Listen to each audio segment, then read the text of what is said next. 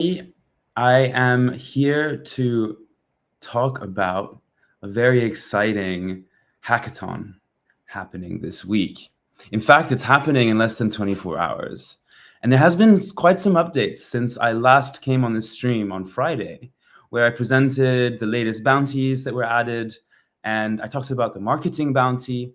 Um, well, the major update is that there has been more money added to the pot.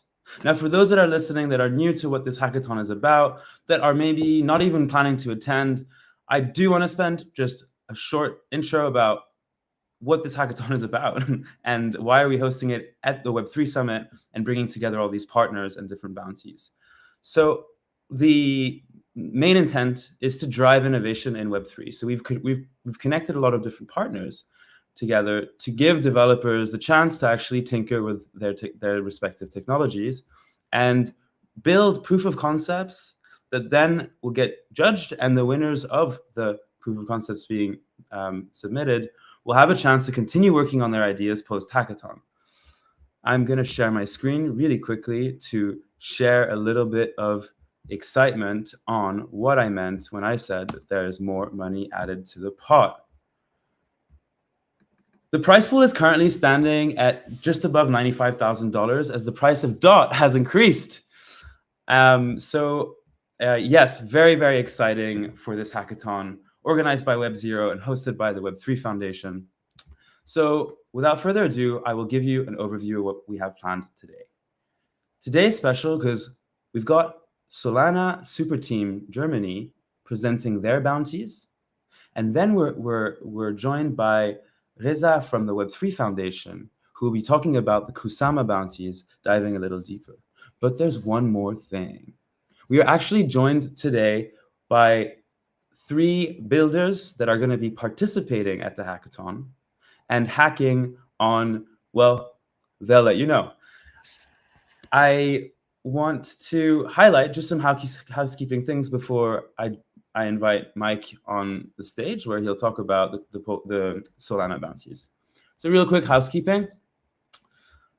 We've got all of the information about the hackathon, what you need to know is provided at a high level on this Luma page. So please refer to it. It also includes a agenda, but all of you guys who have registered, you would have received the link on the actual builder pack, which is here.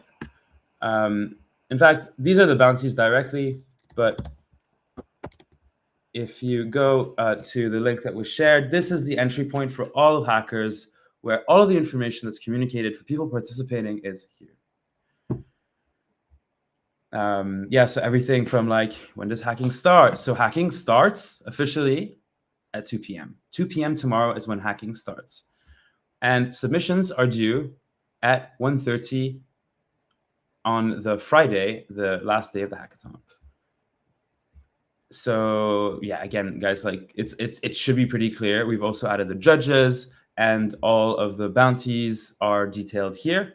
So if I go prizes and bounties, we've also added some ideas for people that are interested in building specific things that we suggest might be important. I invite you to look at the new ones that we added for the Polkadot track. So the Polkadot main track invites people building with different types of technologies. And a lot of these builds we're looking for are ones that think about solving real problems for real users, but also thinking about the big picture of being multi-chain. Hopefully, we can dive into that a little bit with Mike from Super Team when we talk about the Solana bounty. So everything is in here, guys. Check it out. A quick recap, there's the Polkadot main track, the Kusama main track, and then all the little bounties that you can be accumulating as part of your main track submissions. So this might be a really good segue to invite Mike on the stage. Yeah, Mike, give me a thumbs up if you're ready. Awesome. How's it going? Hi, I'm great. How about you? Super good, super good. It's nice to have you on the stream. Where are you tuning in from? From Aachen, from the city where we have the Aachen Blockchain Club. But The Aachen Blockchain Club. I think that's one of the partners at the Web3 Summit Hackathon. oh yeah, exactly. Yeah, you sponsored some of our students, which we are very grateful for. I know that some of our guys will be joining you, so I'm very excited for them. That's awesome. So give a quick overview of what the Aachen Blockchain Club is about. So it's a students-driven initiative. It's like an officially registered club in our city that is operating within the RWTH University. And yeah, it's mostly students run, but we also do events where we invite people from outside. So if you guys, somebody from the audience is in NRW or like around Aachen, then let me know. You can always text me on Twitter, and we'll invite you to the next events. Cool. That's awesome that you're part of this kind of initiative, and I'm especially happy to hear that there's some students that are coming to this hackathon because the diversity of the types of people that I'm hoping to see, like not just the older guys that have been hacking in Web3, but new people that are curious and building their ideas and like starting from maybe more beginner background. So that's really, really cool that you guys support that. And I'm happy that we actually, supported the travel of them. So Mike, tell me quickly, so what is it that you do at Super Team? What is Super Team? Give a quick lowdown. Yeah, sure. So I think we all know about Solana and their Solana Foundation. Now, the goal of Solana itself was to onboard as many people as possible. And like we create lots of hackathons. And now what Super Team is, you can think of it as some part of the foundation, but distributed throughout the world. So let's say the foundation sits in America. There are super teams in UK, Germany, France, Japan, just everywhere. Now, our goal is to onboard people from the local area. So we are mostly like just active in Germany. And we are a group of 4 people, like a very small group, but we have a massive community that we built in Germany to help developers succeed in their hackathons, but also in like their startup journey. So this is what we are all about. So a quick recap: there's how many super teams currently globally? I'm not sure about the specific count. I think it's roughly 10 to 12. 10 countries, yeah. I think the Germany one is the one with the most impressive success metrics from hackathons. Am I correct? We are performing very well, yeah. So That's cool. That's what I can say is like comparative to the people or the people living in the countries. Like if we compare ourselves to India, then of course they have more submissions than that. But Germany is performing very well. So we are happy to have our community. We are glad for every winners that we could curate. So yeah, our community is great. That's something to be really proud of. I think so. I mean, as you might know, I'm mostly involved and engaged in the Polkadot community, and the initiatives I'm currently mostly involved with is doing hackathons, helping builders succeed, helping builders get into programs that can get them funding and things like this. And I will be the first to say that I've drawn a lot of inspiration from what Solana has been doing and the structure around super teams. And really, I mean, I think you guys have done an amazing job actually caring about builders, creating culture, creating community, and actually bringing builders from a hackathon to an accelerator or to something more than just building at a hackathon. So this is actually something that we're experimenting with this current hackathon at the Web3 Summit, whereby we have the main track prizes are split up between what you get after completing your proof of concept and winning that day, and then what you receive after completing a second milestone post hackathon. So I wanted to hear, like, what do you think about this and like this model, and like, is it similar to some things you've already done before?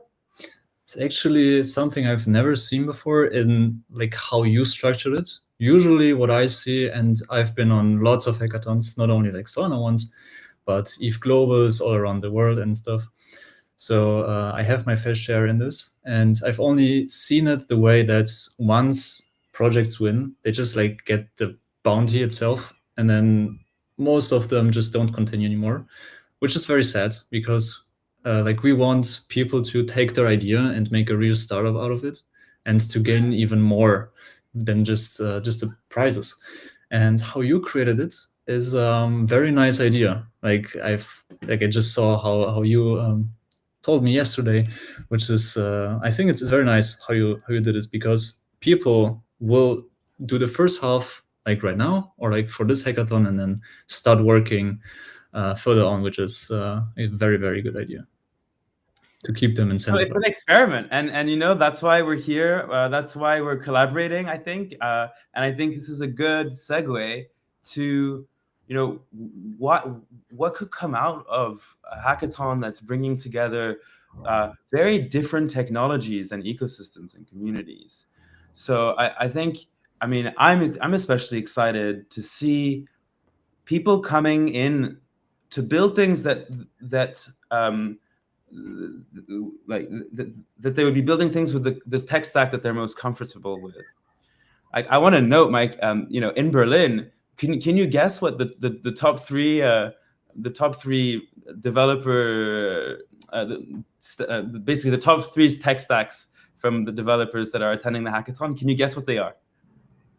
From tech stack, you mean on which chain they're building? Yes.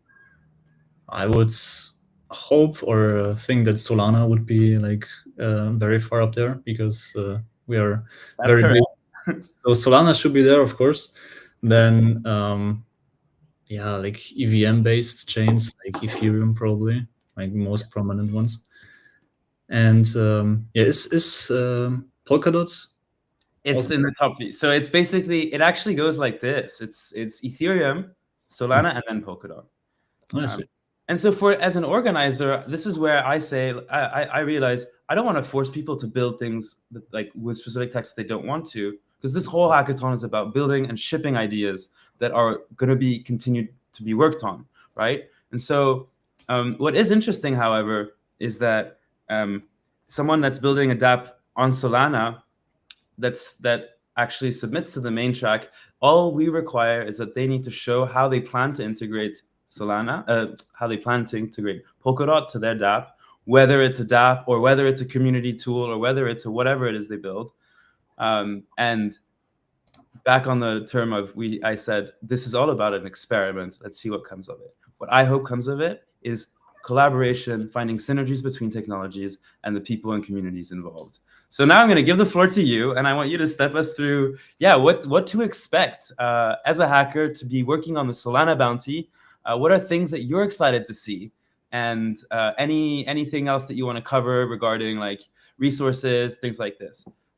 Maybe you wanted to share your screen, but while we're still on this one, I did mention to the audience that this is where all the bounties are outlined. So indeed, the Solana bounty stipulates a prize pool of $2,500, whereby it's split up this way: 1,200 for the top prize.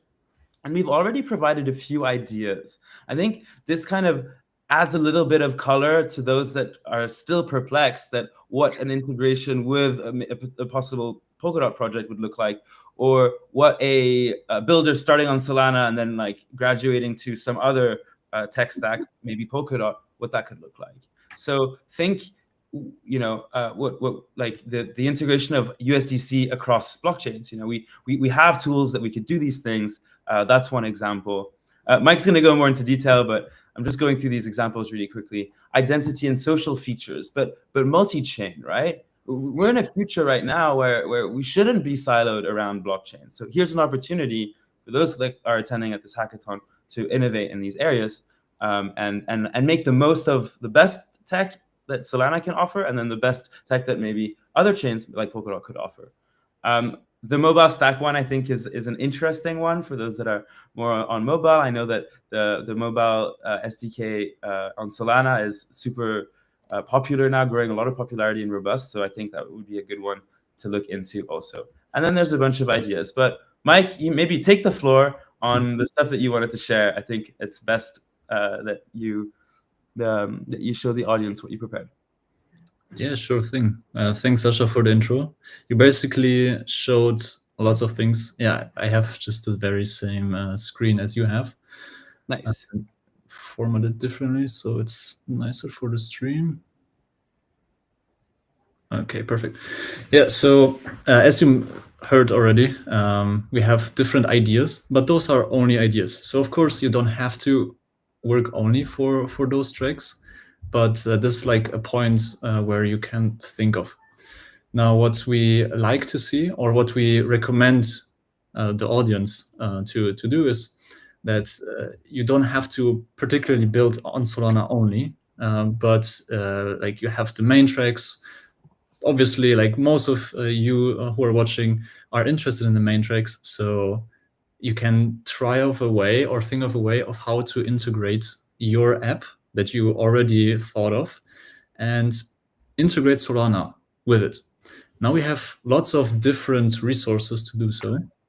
But before going into that, let's just think about how you could integrate stuff. So there's like already examples like Wormhole that I will also show later that integrates natively Polkadot, Ethereum, other chains, and Solana.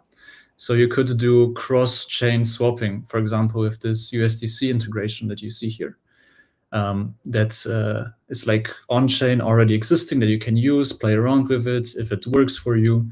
And if that's nothing for you, but you want to just have an idea of, or have your own idea that you want to implement, you can do it yourself. So for example, you can think of other ways how you can cooperate or incorporate two chains together. So yeah, this is like a track where you can be very creative. We don't look for anything specific. Just yeah, think of it. If you want to have chances to win both prizes, the main and Solana one, then definitely think about integration parts. Now, moving forward to the hacking resources, I think they should be also in the Notion, right? Somewhere. At the bottom, I think, if that's not been updated to... Oh, there are some, but I see that's, I think, oh yeah, we can add them. That shouldn't be a problem, right? Yeah. So yeah, this would be probably the first link that you would get or see, which is basically like a hackathon 101 if you never participated in one or want to elevate your level, because we see that lots of people are struggling not only with the development, but mostly with the templates, the pitch deck, and how to bring your idea across, how to present it, what to focus on. And here's a video from Couch, where they will show you their experience, like 5 pro tips with Solana Hackathon winners. And Solana Hackathons are very competitive. So already you have some of the winners from previous hackathons and the best knowledge there. So I recommend to spend this half an hour to go through the video, which is the very first link here, to see how you can improve on presenting. Because imagine you have like hundreds of projects and only like 5 judges and a limited of time of how to present your product, and they will show you how to do it exactly. Now, the other one, team finding, wouldn't be as much of interest for you because you probably, like, this is for some other hackathons. But what you can look into is past hackathon winners. This would align somehow with what you see in the video, because they also present ideas from past hackathon winners. So just find your track, whatever you want to do. Let's say you are into DeFi, decentralized finance, and you have a list of hackathon winners. Reflect is actually one winner from a Solana hackathon who is part of Super Team Germany. So we are very proud of him, of presenting it. And yeah, you can look how he created his Loom page, like just a presentation of what they did, how they did.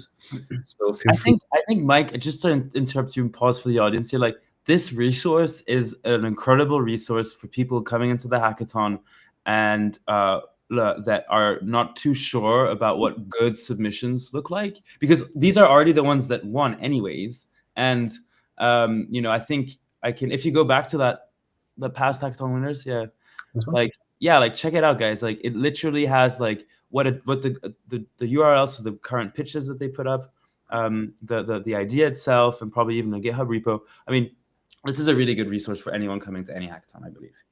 Exactly. Like it doesn't have to be like, even if the audience is looking into it and does not want to build on Solana, just look how they did it, because those are the winners. So if you copy their strategy, then you're already having an edge on people who did not see it or who just do like some random presentation, let's say. That's a good point to point out. Yeah. Now you can browse there, and yeah, developer tools might be very interesting. Like this is very dev specific. So you can scroll through here, anything that you might use. For example, the most prominent is Solana Web3.js. And this is an SDK that I recommend. You probably will be using this if you want to integrate your app with Solana. So just have a look through there.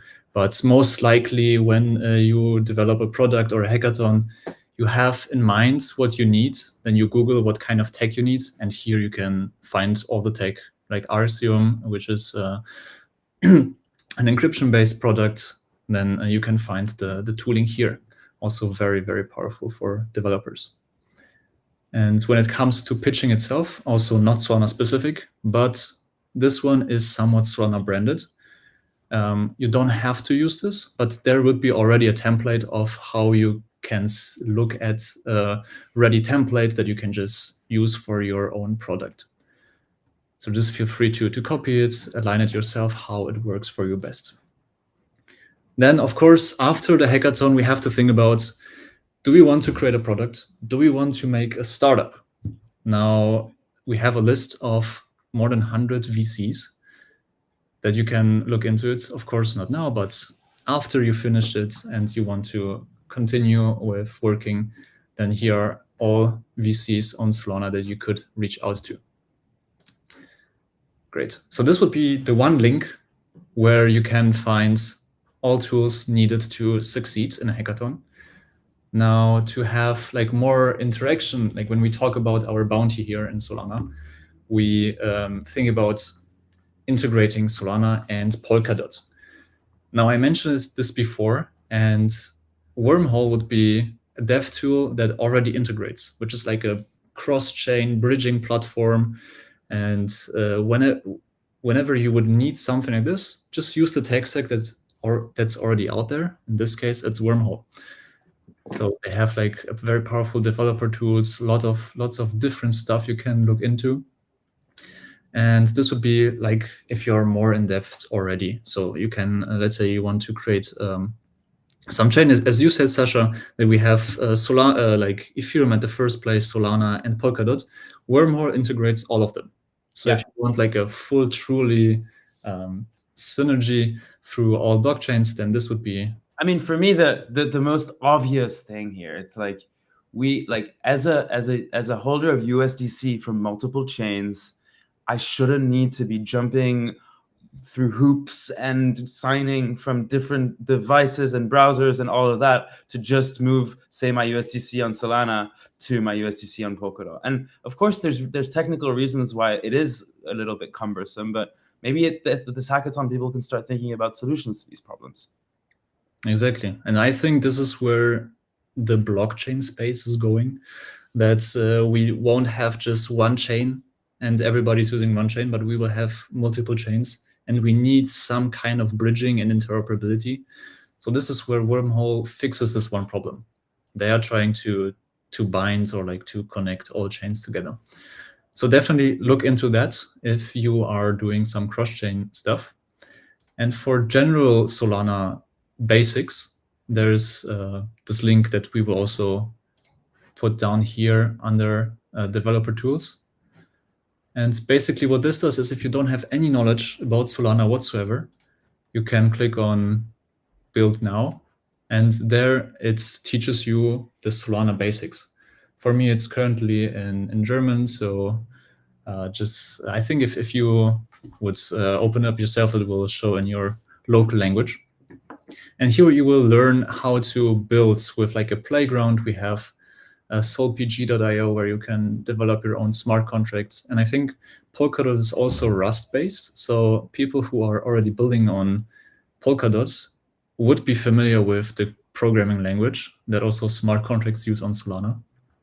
And this, you have already a playground. You don't need to download anything. You can just start away writing your smart contract as you would do on Polkadot. And there are like very advanced tools, like from basics to how to create larger smart contracts or like more specific ones.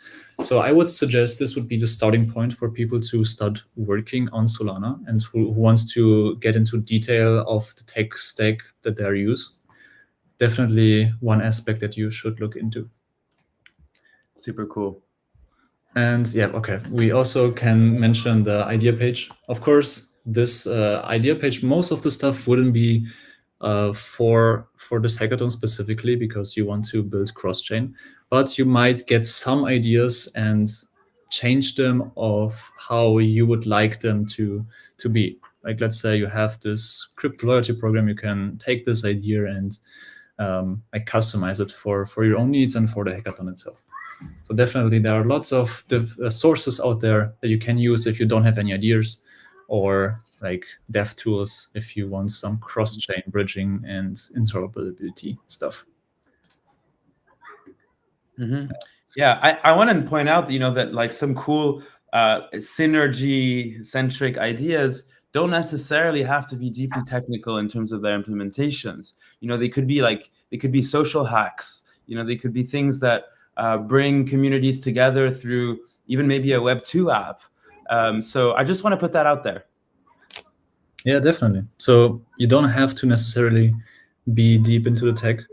Of course, there are some aspects, like if you're coming from the Ethereum space and don't know anything about Polkadot or Solana, there's some tech about Neon EVM where they are bridging the EVM and Solana space. So you could also check that out if... Oh, that's really cool. Yeah, you mentioned this yesterday. Exactly, yeah. So we should also add that in the Notion probably. Yeah, cool. Let's add that to the Notion. So this is basically take a Solidity dApp and deploy it to Solana. I think natively it works the other way around. Okay. Oh no, okay, it's a thing. You are building on EVM chain, so on Ethereum, and then you take Neon EVM and bridge it or like change it to Solana. So yeah, this is how you mentioned it the first time, right? Yeah. I mean, the other way around would be really interesting because I know there's some super cool dApps on Solana that are production, that are like in being used in production with thousands of users that could possibly be ported over to Polkadot. Like that would be a hackathon idea in of itself. Like, can you do that, right? With Anchor programs ported to Rust? I don't know. With that specific idea, I'm also not sure. Could be. The problem, and I want to point it out, guys, again, like the technical limitations here are real, but let's be just honest with what they are and then find innovation around them. So typically that would be really difficult to do, actually, Mike, because I know that the Solana programming model is so very different that it would probably just be impossible to map it to. In Polkadot, we've got Ink, and that's the Rust language. That Ink has a very different programming model for how it stores state and how functions and like the opcodes of the contract map to specific functions. And I think in like Solana programs, you've got account programs, and then you've got other programs that are like kind of that work in synchronicity, but that would mean that yes, the tool would have to account for all of these nuances. It's probably really hard to do. It's very hard. Like I personally come from the EVM space, so I learned Solidity as my first smart contract language. And then switching to Solana was particularly difficult because as a programmer, you have to think differently. Mm-hmm. In Ethereum, you most likely, like for me, it was intuitive because it was the first program I was learning. But if you change to Solana, then you have to think about accounts and you have to manipulate accounts, and it's a completely different way of how to think about a smart contract should be structured. So, but luckily enough, there are tools that help you out. So if you're like me, starting out with Solidity, then you should look into what the guys at Neon EVM are doing, and maybe do that. Or definitely look into what Wormhome is doing. They have already like some great tech stack. Cool. And one thing that I wanted to share as well is because at Super Team Germany, we have some products that we share or some live streams. And here, if you go on YouTube and then at superteam.de, just the same as how my name is here, it's like the same name on Twitter and on YouTube. Now we have a playlist where we have had like 3 days full of presentations called From Zero to Startup Bootcamp. And this goes from how to design your pitch deck, the go-to market strategy, and then you have also for dev specifically Dev 101 workshop, where I will guide you through how you can create your first smart contract on Solana. And you can see this is done within 2 hours. I mean, it was a live show, so technically, if you skip through some parts, you could develop your own smart contract plus a working app and deploy it live within 2 hours, which is great. Then check this one definitely out. It's again at superteam.de, as my name is here, and Cool. find some very great tools there. Cool. Any other things you wanted to share? That will be it from my side. If there are any questions, I'm happy to answer them as well. Yeah, if there's any questions, guys, please use the chat. I think my question to you, Mike, is what are some tips that you want to leave hackers with coming tomorrow for the hackathon? You went over a lot of like documentation things, like resources. Obviously, there are a lot, like already a lot of tips that you shared. But what's your kind of like one-liner, like that you want to give to the audience? Always one thing that I recommend to all devs or like all starting people in hackathons: don't just learn everything that's out there. If you have an idea, just start, and then along the way you will see what you need. Like, I don't need to know all the technical stuff about NFTs, and if I won't do it, if I won't use them. So just start building, and along the way you will see what you need, and we provide the tools that you can just look through and find whatever you are looking for. I think that's a really great tip. Focus on the ideas you want to build, and the implementation, the technical details. Those things will come together. Also, we have a lot of mentors available there to help you. Not just available, no, they are there to help you. So, Mike, you're going to be available remotely. There's going to be some other people from Super Team D that will be there to help you on Solana stuff. One thing I want to note is, like, if you want to just work on the Solana bounty alone, that's totally fine.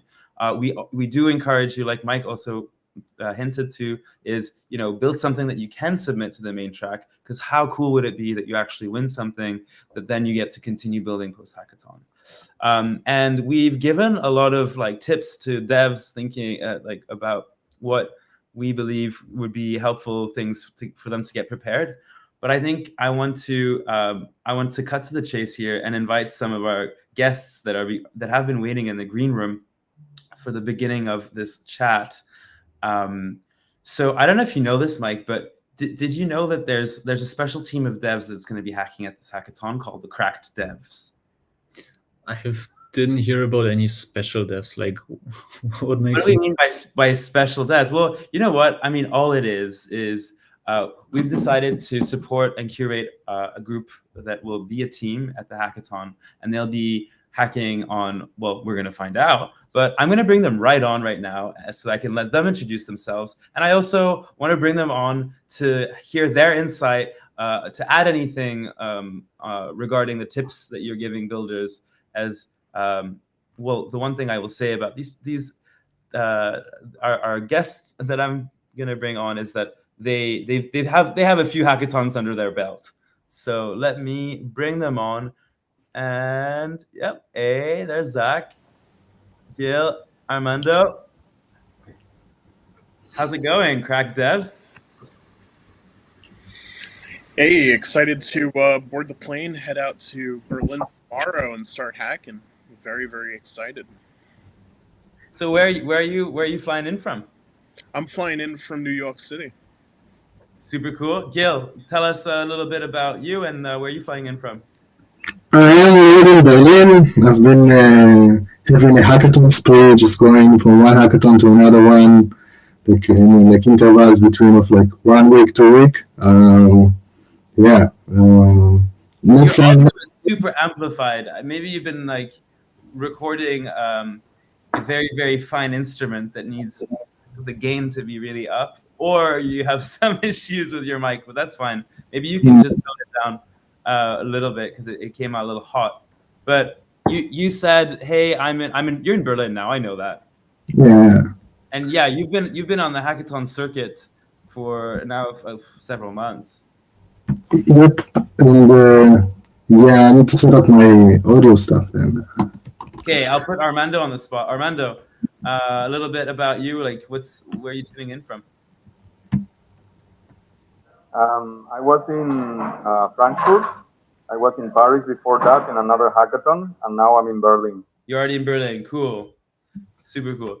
So, guys, what do you guys think about the Solana bounty? Looks pretty cool to me. I have some good friends who actually work on the SIG client, so I'm very friendly with the Solana folks of the world. Are you building something yourself on Solana this time? This time, I'm not sure. I think we're actually going to be going for the Kusama bounty. Not 100% confirmed yet. I think we do need to like kind of do some discussion tomorrow, but that's kind of the feel we have right now. We're looking at the privacy bounty. Yeah, a lot. So, guys, we're gonna go right into the Kusama bounty. And Mike, we don't need to hold on to you much longer. When we do that, we will invite Reza from the Web3 Foundation. But before we go on to that, like I want to close the nice kind of overview of tips and things that Mike was giving to hackers. We went over resources and stuff. I just want to hear from you guys. Like, what are some tips that you can like share with the audience? Like, you guys are participating in this hackathon. You have a few hackathons under your belt, so I don't imagine that you go to the hackathon like nervous and all of that. Like, that's probably no longer the case. But maybe share a little bit of insight onto like how to get prepared, how to be successful at making the most of your time during the free days. Armando, you want to give us a tip? You go first. Okay. For me, it's like get all the help you can, and basically try to test all the technology as fast as soon as you can, because usually things are broken. So test the technology, make it work, and then start building. Yeah, that's a good idea. Like always, if there is help, take it. Like if you're struggling somewhere and we have people around there who can help you, use advantage of it. If you are at the hackathon venue, talk to the people that you need. It's definitely the cheat code. For sure. Zach, you want to add anything to that? Yeah, another good tip for you guys. Make sure you scope your ideas appropriately. If you're saying, hey, I'm going to write an entire compiler for the SVM, and you only have 36 hours, it's going to be a very hard 36 hours to even kind of get a prototype out. So you need to really consider the time constraints and what you can really appropriately scope in that time. So what does scoping out concretely mean? So the amount of time it will take for you to implement the smart contracts, the front end, the back end, and make sure it's all ready for the judges for presentation before time is run out effectively for the hackathon. I think that's a really good tip for sure. Gail, you want to leave the audience a little tip? I mean, just don't sleep. Use all the time that you have. Use all the support that you can get. Yeah, and try to have like minimal and realistic objectives. That's already been brought up here. I think these are all super good tips. Okay, well, I think this is about time to bring on Reza from the Web3 Foundation to talk about the Kusama bounties. Hopefully, this was a useful session for everybody interested in the Solana bounties. Remember, use the support you get. Go into the hackathon with clear intentions. Don't overshoot, right? There's always this temptation to want to do too much. And look at the ideas that we're sharing in the bounty page, because there's always really good inspiration out there, and it also will give you an idea of what has already been done, and that maybe gives you insight on like what it is that you can do that's special and that hasn't been done. A reminder: there's beginner tracks, and advanced tracks, right? So, I mean, like the price pool is split and reserved in beginners and advanced. That means that again, don't overshoot. It's okay if you don't build out a full privacy preserving solution. Build out the basic solution and then maybe iterate post hackathon. Mike, thank you so much for being on the stream. Thanks so much for taking the time to show the resources that you shared. We'll make sure to update the bounties page with the stuff that you shared. I'll check the chats to make sure they're updated. But yeah, I'll see you in the chats. Yeah, thank you very much for having me, and to all developers. Hopefully you build something on Solana, and maybe join our Twitter and our Telegram, where you can keep building in the Solana space. And good luck to you all. Cheers. Bye-bye. Bye. All right, friends. So now we move into when we talk about the bird. Does everyone know about the bird? The bird is the word. The bird is the word. And so the bird has been tweeting many words, I think, lately. The bird has been high up in its tree, telling the world to pay a little bit more attention about it. And with that being said, I'm going to bring on Hiza from the Web3 Foundation, and we will look at what that might mean for me. How's it going, Hiza? Hi everyone. Thank you. Everything is fine. So yeah, thank you for having me. Okay, so if I wanted to talk about like the bounties that we wanted to distribute during the hackathon, and the bounties which is already announced. So so it's started. Let's take a step back. So Okay. First of all, I'm curious about a few things, and I think in the following order would make the most sense for the audience. So first of all, we're gonna jump into the bounty. We've got the crack devs here who are really eager to start hacking on the bounty. So they might have questions as you present the bounty. But first off, I just want to hear about your role at the Web3 Foundation, and why is it that you're actually representing the Kusama bounty? So let me know if you want me to share any resource on the screen, but maybe kick us off with that. Okay. Yeah. I okay. If it's possible, I can share my screen as well. Okay. That's good. Okay. Yeah. So, okay. So this all started from here. Okay. But okay. So before that, First let of me all, let's have a quick intro. What is Yeah. the Web3 Foundation, and what's your interest in Kusama? Yes. Yeah. Exactly. Okay. So let me introduce myself. So this is Reza. I came from a technical background, an academic background, and I'm working as a technical educator. So we have a team in Web3 Foundation. So what is Web3 Foundation? Web3 Foundation is a foundation that focus on decentralization. And in practice, actually we have two projects, Polkadot and Kusama, and any other type of decentralized project that we are going to support them. Okay, but right now we only have two of them, and we are trying to drive these two projects.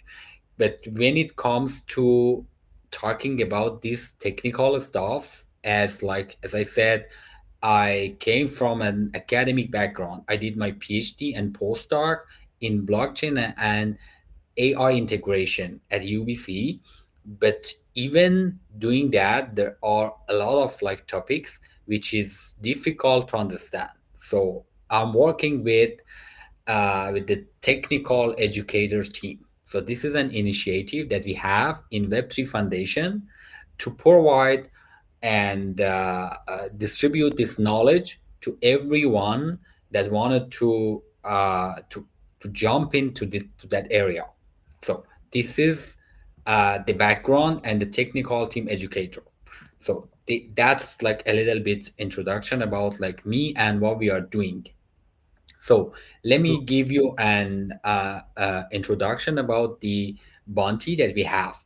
Of course, you heard about like Kusama and Polkadot. When it comes to like everywhere that you heard about Polkadot, you know, and you might have like some knowledge about Kusama. So, but what we are doing, we're going uh, to make Kusama in a specific project. So first of all, it was the beginning idea for Kusama. It was like started as a canary network for Polkadot, near production network for everyone to develop anything that they want. So, but now I think Polkadot is mature enough, and we wanted to take advantage and make Kusama as a cool place for like any type of cryptographic initiative. So this is really important. What we are focusing in this initiative is making Kusama as a cryptographic network. Hmm. So it's totally different from what we had done so far. So and it's all started from this referendum. So we have an open government and all the community participating. So this is a track which for change, and it started 5 months ago. We asked all the community to see this is the vision, and we wanted to do that, and we already assigned 10 million dots only for this one. So this is really big one, and we have a well-defined structure because, as I said, we wanted to change the story behind Kusama, and we wanted to bring a lot of people and project building on Kusama. So this is the whole uh, So introduction, a real like quick the pause bounty. on what you covered. Thanks for giving that overview. I mean, recap, right? Like Kusama is different than Polkadot. It's not. It's the same thing. I mean, we have very different aspirations for the network than we do for Polkadot. And what we're looking at here, what Raz is sharing on his screen, is this on-chain funding that happened, whereby Kusama essentially secured a bunch of funding to actually finance the development of the things that it wants to be seeing more of. I'm very vague here, but maybe crack devs, you guys can help me out and with some questions so that we can make sure that the audience that it's very clear.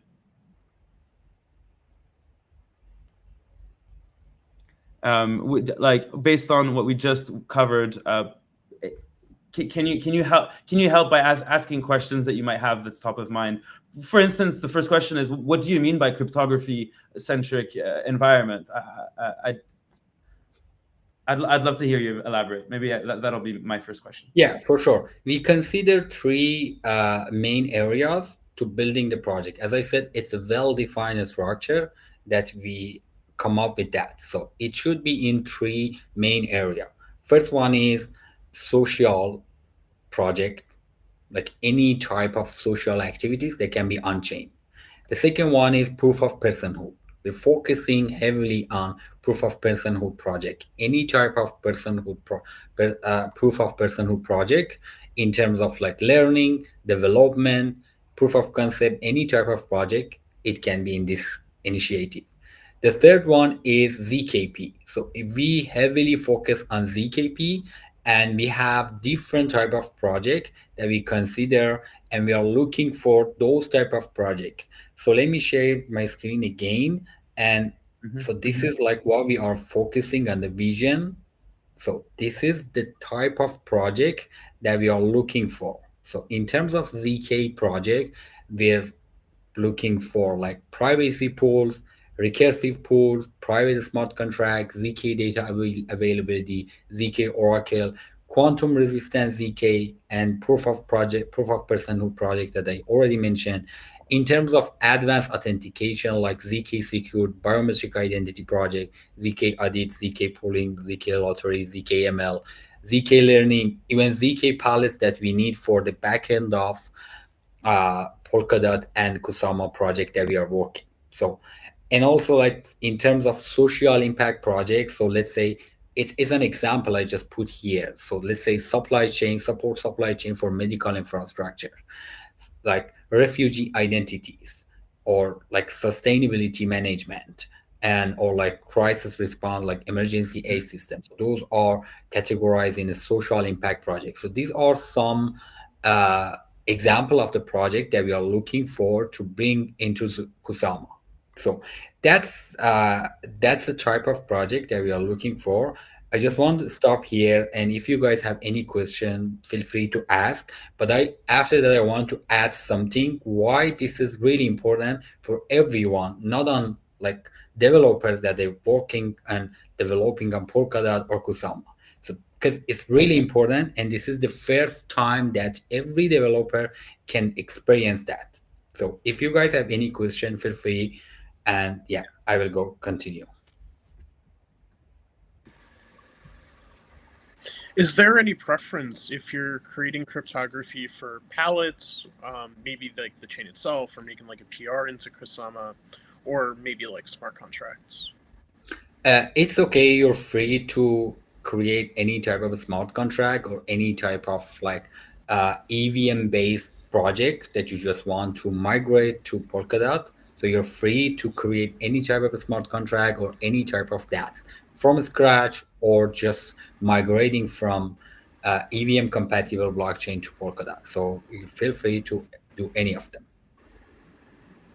Cool. Is there any focus here on account abstraction and how maybe ZK can be applied to that? I know it's been a little bit more of a topic in some ecosystems, but I think this is also a discussion, of course, that Polkadot and Kusama can benefit a lot from. Yes, exactly. So that's related to the point I wanted to add. Okay, so let me give you an introduction. What we are doing. Okay, so this is one. This is one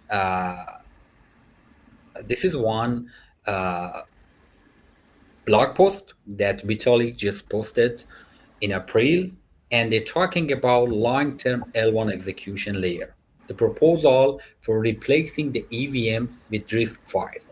So this is really important point, and I wanted to point out this one. So guys, what we are doing is we just published the network test network for the RISC-V based VM. So this is the first RISC-V based VM. So what we are talking about, we had Ethereum, and then we have VASP, and now we have RISC-V. So what it is, a RISC-V, it provides it's a middleware between hardware and software.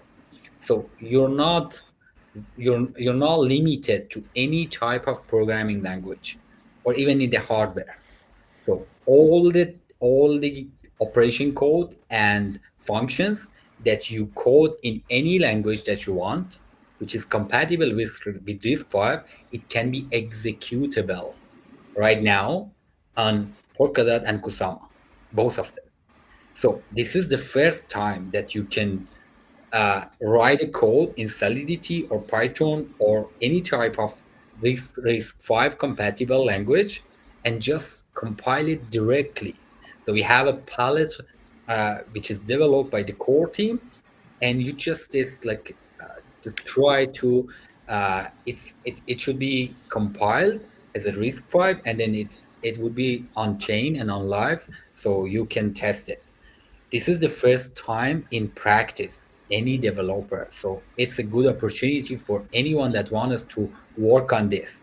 So yes, as you see in the link, so you can find it's already out. We have two technical posts on the forum, and we did also benchmarking in different areas of this in terms of like memory storage, performance, throughput, and everything. So it's really important for the developer that they're focusing for the future of development in Web3. And regarding the RISC-V, uh, regarding the RISC-V capability, so we're going to off-chain the execution as well with JIT. So it's totally different. It brings a lot of scalability, and uh, it outperform in terms of performance the whole project that we already have. So this is So really important. if I may just interrupt there, like recap, like you guys, we have a RISC-V based virtual machine that actually adds a lot of interesting features regarding speed, regarding what you can actually do in a smart contract. Um, I know that Gil, you're actually one of the very early first users of trying to deploy to the Polka VM, and I know that you ran into some issues. Like, do you want to comment on that? Maybe some learnings on like maybe what you realized that like is a really powerful use case of deploying to the Polka VM, and anything you want to share there. I mean, one thing that might be extremely uh, beneficial when you use RISC-V compared to EVM is that EVM was developed over the years and been patched over and over again without any, like, I don't know, planning. And when you come to RISC-V, you have this model that is first, it was like designed and then implemented in considering all the issues and errors that have been encountered with EVM. So it's just basically another iteration of basically bytecode on chain that should be Mm-hmm. more efficient. Yeah, I would like to ask one question about like Kusama and ZK. Like, is there like any projects that are like nowadays live on Kusama, like ZK projects that are live, or is it like completely new? No, it's completely new. We just started the PVM. The test node network is just started, and yeah, we're going to onboard any type of ZKP project on Kusama. So yeah, that's like there was no like uh, official project on Kusama, but the even on PVM. So it's just started, and yeah, we're looking for the project that they wanted to migrate to Kusama, especially on PVM. And what's your like target function? Are you like trying to optimize innovation? Are you trying to optimize like user We have adoption, privacy? What's like in the priority Yeah, list? we have a priority for this. We consider three tier. The first one is the development of core infrastructure. So we wanted to like everyone try to working with the palette that we already developed to find like any issues that they might face to increase the core infrastructure. So that was the first priority. The second one is we wanted to focus on community tools. So as you know, there was not a lot of like RISC-V compatible development tools. So we wanted to focus on them and develop as much as community tools that we can. And the third one is like experimental or any long-term project in terms of ZKP and cryptographic primitives. So as I said, like with RISC-V VM with PVM, it would be very easy to onboard any ZK topics and yeah primitives. So it will be very easy to do that, and now it's possible. So we're going to have as a third priority the long-term and experimental project on that area. And what's there like already implemented, like in terms of palettes and things that you would like users to test? What kind of technologies? Like, where can we find them? You so okay so you can start coding and development with Solidity or Rust based. So we already have two tools, and there we already developed Revive compiler. So this is a compiler for RISC-V. So what we are focusing on is like we wanted to test that palette as much as possible to focus on the core infrastructure section I said. Other than that, those two are widely open. Any type of like the project in that area, it would be yeah, it would be a good one. So you can start development on that one. So as I said, we just focus and limited on three main area: proof of personhood projects, art project and ZKP project. So as much as it's in that area, so you're good to go. So I'm curious in actually just honing in into each of those categories, where we can say precisely what the bounty is for each of those categories, and where devs should look for resources or support. I mean, from my experience, let me pull this up here 1 second. From my experience, it is really hard to do ZK stuff on Kusama because there isn't the same infrastructure there is in ecosystems like Ethereum, where we've got really great advancements with Circom, Noir, Aztec, and a lot of primitives that have been developed, but not only developed, but just actually used in different ways and stress tested.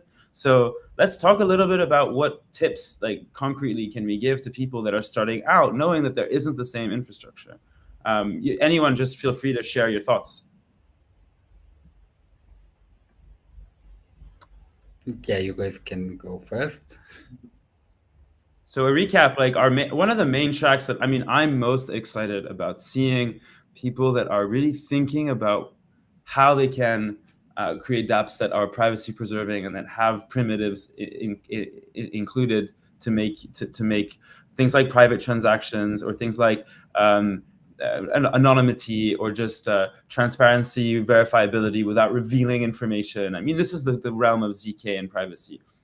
And for instance, on Polkadot, there are some really important places where that would be beneficial.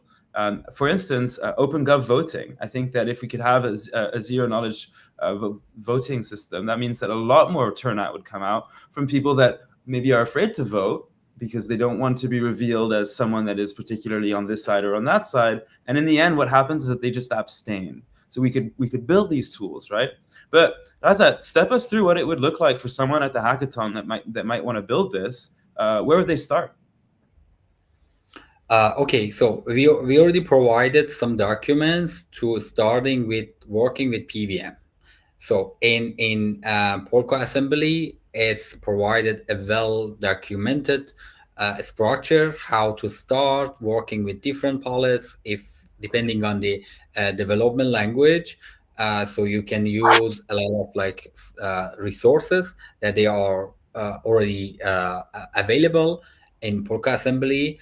We also provided a remix ID based which is customized for PVM. So any type of like development, like beginners, they can use Remix ID. We have VM, we have Palette Revive, which is a Rust base. So like we covered support for like a wide range of like developer from the beginner to the advanced ones. So they have a lot of like tools and also like in the forum. So we all are active. Any type of question, any type of like issues that they might face, so we are there, and every day we are like monitoring and answering those questions if they might have. And also and Discord as well. So all of them are the resource that we are providing for the developer if they wanted to like start hacking. I'm curious to hear if anyone on the Crack Devs end has a question or comment on that, like where to start, how to get going. I mean, mine is that like, okay, is this implying that we're pushing people towards using PVM and doing things in contracts? Or do we also want to bring people's attention to the possibilities of building their own parachains? Both of them are possible, but if we wanted to focus ZKP, that's what I mentioned. So like PVM, it's a RISC-V based VM. So you can do freely whatever you want in ZKP. That's the difference. If before that, if you want to do something, it was not possible. You need have to like a lot of like pre-compiles, those stuff. But now it's easy. So you just code in whatever language you want and just compile it with Revive. So this is totally different, which is not like available before. This is what's game changer, yeah. And it's also Exactly. on the contract. And like Yeah. that's what's so cool about being able to deploy smart contracts natively now on Kusama, is that as developers you can actually launch something without all the overhead of launching a parachain. Yeah, that's really neat. Yeah, exactly. So moving towards okay, we covered the tracks. We didn't talk much about the arts track. What are you guys looking for the arts track? Yeah, for the art track, so we have some project which is like based on Kusama for different type of like, as I said, like proof of personhood, okay, or any type of like social impact project, or any type of like NFT project, dynamic NFT project that can be based on like what we discussed. So dynamic metadata, so all type of like art projects, it can be considered as an art track. Yeah, so here we've got the broadest term of art. That's exactly what you mean, I guess. Images, music, or something which makes people think. I think this is a really cool track, you guys, because it does cater to people that are maybe more in the creative fields that like don't necessarily need to be deploying smart contracts on PVM. And this brings like, you know, ideas really outside of the on-chain experience. And, you know, like those that are interested in this, I recommend you do a little bit of research on what is referred to here, this Kappa Sigma Mu, which was really an initiative that was spearheaded by the early Kusama ecosystem that created a secret society where the people that are in this on-chain society had to go and get a tattoo to get verified, and that is their proof of being able to be in that society. I don't know if you guys knew about this. Did you? It's a cool little experiment. But so yes, on the arts track, so that's covered. And I want to note that like, what are the bounties here? Essentially, the prizes for each of these Kusama tracks relate to, yes, for each of the Kusama track, we've got 2,000 DOT for the first prize, 1,000 DOT for the second prize, and 500 DOT for the third prize. And so we will be structuring things such as in a similar way to the Polkadot main track, where winners will get 50% of the cash prize of the prize in cash up front, and then the remainder will be given to them after they finish the second milestone. And because this is part of the initiative where I think the Web3 Foundation came together with the Kusama community, the remaining of the prize is actually in locked DOT that you can be staking and using for governance. But that's just, you know, how the prize is structured, and I want to be clear about that so that there's no surprises. But yes, it is a hefty prize now that the price of DOT is going up. So I think we can kind of slowly tune out of. We talked about a lot. We talked about what the intent of Kusama is, and why do we have all this prize money for innovation on Kusama. We talked about the bounties. One thing we didn't talk about, as maybe you can add to, is what's in it for teams that hack on Kusama and maybe want to continue building their projects if they didn't win.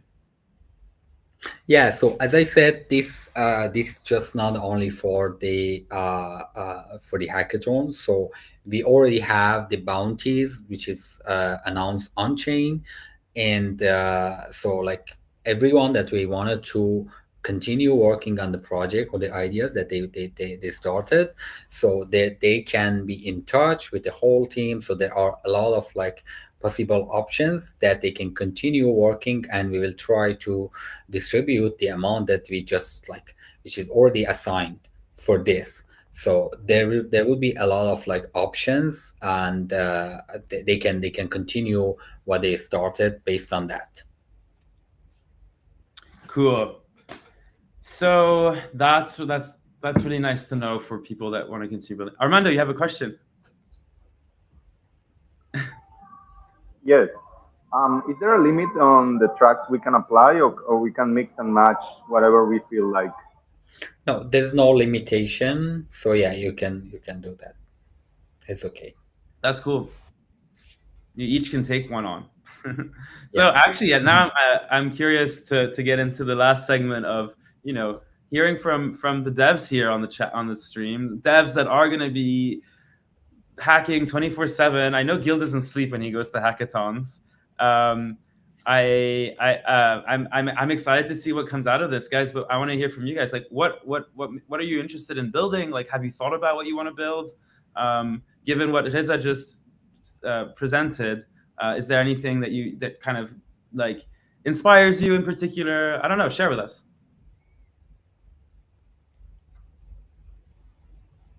Zach, you seem like you have some things at the tip of your tongue. Yeah, my two satoshis right now is that I'm thinking about the privacy track right now for Kusama. I'm thinking of kind of like a Tornado Cash inspired system, maybe not necessarily using Circon, but maybe more along the lines of like bulletproofs or something. That sounds like it would be a valuable addition to the ZK toolkit that Kusama could be equipped with. What about like actual user-facing applications that could be a dev tool or something that could be a tangible product? Yeah, I mean, I think it would be nice in general to see a bit more tooling around ink. I mean, I personally really like the language. I think it's really awesome, and I think it can also just generally on the tooling side use a lot of love. So that's something I just kind of like to see out of the hackathon. Whether we do it or another team, it'd be really great for the ecosystem. Gil, did you ever explore looking at bringing RISC-0 into ink? Yeah, I did. Actually, I still am, and I'm just doing it like now. I think it could be nice and very crucial to bring like ZK infrastructure, whether it's like on the like a whole blockchain that is dedicated to, let's say, general purpose ZK verification, or whether it's like Solidity or Ink smart contracts that do exactly that. It might be like specific ZK, it might be like ZK EVM or ZK PVM in this case. Yeah, I think that's cool. I think the OpenGov, ZK OpenGov voting could be also be super cool. But that's given the point of the ecosystem, it might be like in the second milestone and not during the hackathon because some tooling need to be installed before that. Yeah, but I think Polkadot ecosystem have a really great potential to be the most efficient on-chain ZK evaluation ecosystem. So that's why it is exciting to explore that. Yeah, for sure. And some interesting ideas probably around the proof of personhood stuff. Using basically off-chain proving to determine on-chain outcomes, I think is kind of the theme there from like an implementer's perspective. Think like meetups. Like, how can we guarantee that some on-chain event is valid based on the type of people that signed up to a meetup, that they don't want to maybe reveal their identity on chain. So these are some cool applications around revealing just the right amount of information between two parties so that you can do verification that is public, and that's the power of ZKP. I'm looking forward to some really cool things. I do want to also preface that like those that are diving down this hole of building ZK solutions on Kusama and the Polkadot ecosystem, wear your helmets. There isn't the same tooling that there is in other ecosystems. In fact, I was also a victim where I wanted to just like build an app, and I realized like I just need the basic infrastructure to build it. And so I ended up building something that just makes it really easy to actually generate proofs and then deploy a verifier contract. So yeah, be mindful of this, but also like Gil said, there's so much opportunity here to trailblaze and to actually be creating the first things that the ecosystem will be using potentially, and something that can continue growing into useful things for everybody. So those are my leaving thoughts to devs that are there go down this path. Any leaving thoughts, guys, you want to leave the audience with as they prepare for the hackathon or get inspired for a future hackathon for those that can't make it to Berlin tomorrow?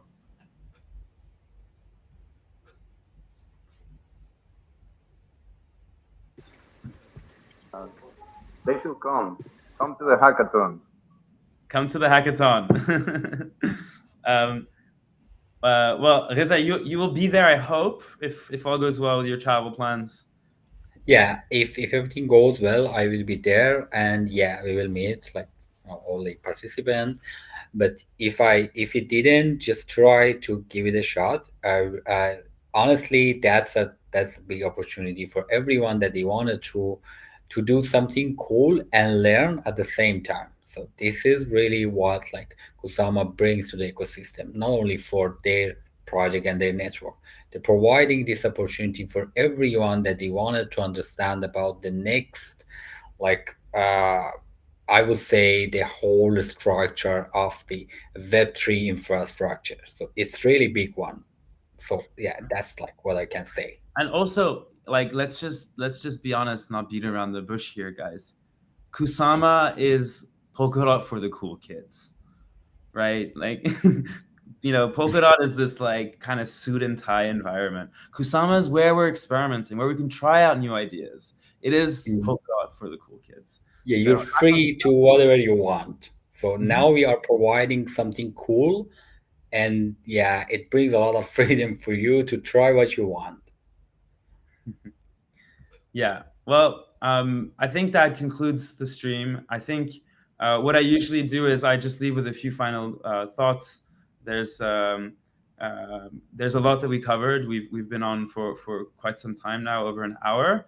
So maybe you have some last things you want to leave the audience. If not, I'll get you guys off, and I really look forward to seeing you at the Hacker Grounds tomorrow. I'll be there from 9 a.m. From even maybe earlier than 9 a.m. actually. But you will see me. I'll be there 24 hours basically for the next 3 days. So those that are watching that are also attending, yeah, make sure you come say hi to Reza, to Zach, Gil, and Armando. We'll all be here. And if you're a kind of beginner hackathon person that is like new to the hackathon circuit, don't be shy and go and come and talk to these guys, because they're surely going to be busy doing their own things, but they surely will have a second to give you a word of advice or a tip. And I've seen Armando do that a lot at the hackathons I've seen him at. So don't be shy. They're all friendly and they want to help you too. And I think they all want everyone to have a good time. So, okay, thanks, guys. Thanks, Reza. And we'll see you in Berlin. Thank you. Bye, guys. Bye. Bye bye. Get everyone off. Yes. All right. So that wraps up the last two partners that we just announced. That the bounties of the Solana bounty and the newly added Kusama track, which was an addition added in last week, and that brings us to a prize pool of basically just over $95,000, with the price of DOT going up. So I want to leave with a concluding thought that this is about you guys experimenting, trying out new ideas, and we hope to be able to give you all the support you need in shaping up your ideas. Make sure that you come tomorrow for the team formation activity that's happening at 1 p.m. Every hacker attending will be able to grab a sticker at the registration where they can indicate their name and whether they're looking for a team or not, so that during breakfast and lunch, you can be able to network with the people that are already there. And 1 p.m. becomes the time where, if you're still looking for a team, you will have an opportunity to listen to the team leads that already have ideas and that are looking for skills.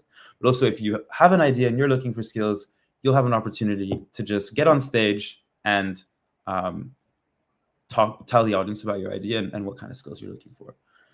So with that being said, I think we've hopefully laid out a fun hackathon for everybody. I encourage the attendees to please look over the code of conduct. It's about having fun, respecting your peers, and making the most of the time that you have with people in person. I cannot emphasize that more. I think that if you're set out to build what feels like a MVP that is way too complex to build in 3 days, you're probably not using your time as best as possible, knowing that the whole main track submission criteria is about you submitting what you've built during the hackathon and what you plan to continue building if you were to win. So make sure that you're mindful about how you choose to use your time, and I wish you a really, really good preparation and last few hours before we get to see you tomorrow morning, bright and early. Thank you so much. We'll see you at Funkai.